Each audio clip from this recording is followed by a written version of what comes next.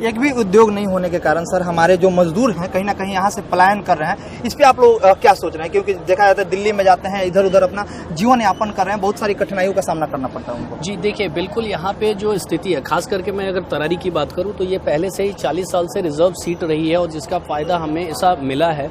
वैसे लोगों को, जो लोग की जनता के बीच आके भ्रम फैलाने की स्थिति में किया करते थे, पहले हमें 5 साल मिला था, उसमें भी हमने कार्य करके दिखाया था। और इस सेशन में जो कि मात्र 9 महीने का सेशन है, इसके अंदर भी हम लोगों ने जो कार्य किया है और उसके आगे का जो हमारा कॉन्सेप्ट है, ये उद्योग लगाने के लिए थोड़ा समय की जरूरत होती है, जो कि इस सेशन में हमारे पास समय नहीं रहा। लेकिन फिर भी 250 एकड़ की भूमि को हम लोगों ने बियाडा के थ्रू इसको कन्वर्ट करा के, और एक्सप्रेसवे जो गुजर रहा है उसके बगल में उद्योग और धंधे लगाने के लिए हमने चीज़ें चूज कर ली है।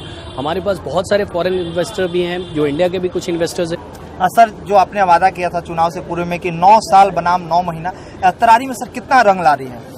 देखिए, 9 साल बनाम 9 महीना, आज आपका 8वां महीना कंप्लीट होने वाला है। 24 नवंबर से जब हम लोग यहाँ पे आए हुए हैं जी। इस 8 महीने में हम लोगों ने जो भी कार्य किया है वो जनता के बीच आप जाएंगे और आपको पता चलेगा, आप पता करेंगे।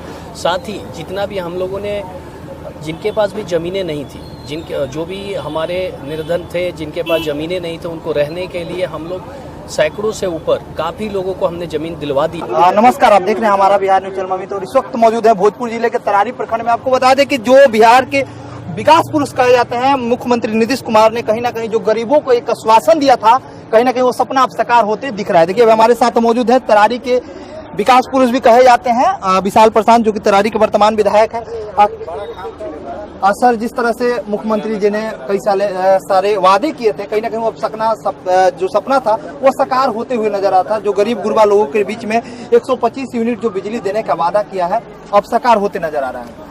जी, आपको पता है कि ये हमारी एनडीए की सरकार, माननीय प्रधानमंत्री श्री नरेंद्र कुमार मोदी जी की जो गारंटी है, उस गारंटी से सब लोग वाकिफ है। और हमारे माननीय नीतीश कुमार जी, जो कि विकास पुरुष कहे जाते हैं, जिन्होंने आज तक जितनी भी चीज़ों की घोषणा की थी वो आज आपको पूरा होते दिखाई दे रहा है। चाहे वो कितने भी कर्मचारी के मानदेय हो, हमने किसी का नहीं छोड़ा, सबका मानदेय बढ़ा दिया गया है।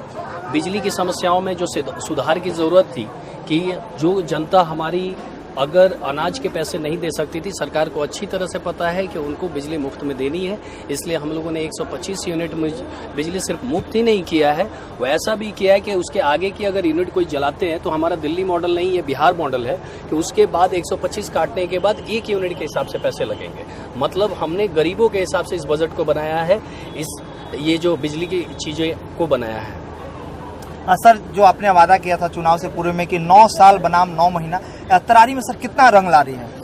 देखिए, 9 साल बनाम 9 महीना, आज आपका 8वां महीना कंप्लीट होने वाला है। 24 नवंबर से जब हम लोग यहाँ पे आए हुए हैं जी। इस 8 महीने में हम लोगों ने जो भी कार्य किया है वो जनता के बीच आप जाएंगे और आपको पता चलेगा, आप पता करेंगे।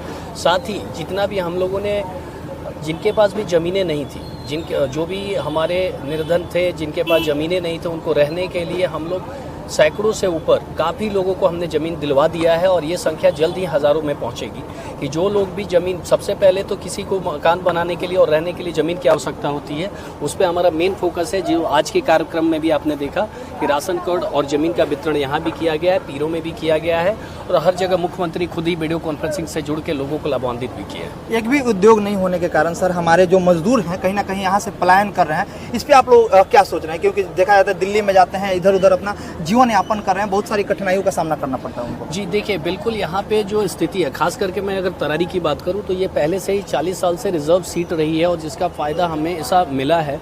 वैसे लोगों को, जो लोग की जनता के बीच आके भ्रम फैलाने की स्थिति में किया करते थे, पहले हमें 5 साल मिला था, उसमें भी हमने कार्य करके दिखाया था। और इस सेशन में, जो कि मात्र 9 महीने का सेशन है, इसके अंदर भी हम लोगों ने जो कार्य किया है और उसके आगे का जो हमारा कॉन्सेप्ट है, ये उद्योग लगाने के लिए थोड़ा समय की ज़रूरत होती है, जो कि इस सेशन में हमारे पास समय नहीं रहा। लेकिन फिर भी 250 एकड़ की भूमि को हम लोगों ने बियाडा के थ्रू इसको कन्वर्ट करा के, और एक्सप्रेसवे जो गुजर रहा है उसके बगल में उद्योग और धंधे लगाने के लिए हमने चीज़ें चूज कर ली है।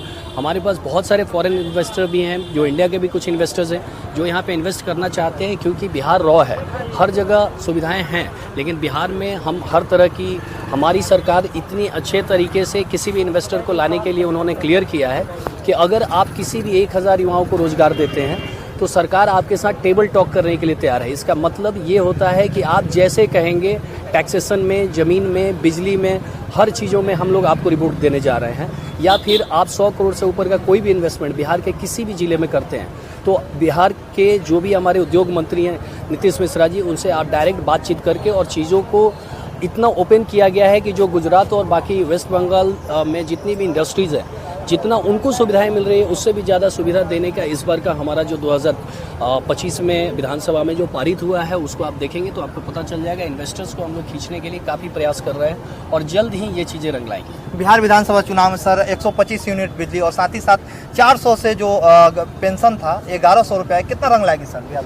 जी देखिए, ये एक्चुअल में ये जो 1100 रुपये हैं ये बुज़ुर्ग लोगों के लिए सम्मान की बात है, क्योंकि होता क्या है कि धीरे धीरे बुज़ुर्ग लोगों के पे लोग अगर ध्यान नहीं देते हैं, चीज़ें नहीं करते हैं, अगर वो हस्बैंड और वाइफ मिला के अगर 2200 रुपये उनको मिलते हैं तो मुझे लगता है कि ये एक अच्छा सम्मान होगा उनको, उनके एक परिवार के बीच में भी सम्मान मिलेगा, बच्चों के बीच में भी सम्मान मिलेगा और वो अपनी बेसिक ज़रूरतें पूरा कर पाएंगे। और इसका पूरा का पूरा जो सहयोग है और सिस्टम है ये माननीय मुख्यमंत्री जी को जाता है कि उन्होंने इस चीज़ को समझा और जल्द ही इस चीज़ों को पारित किया है।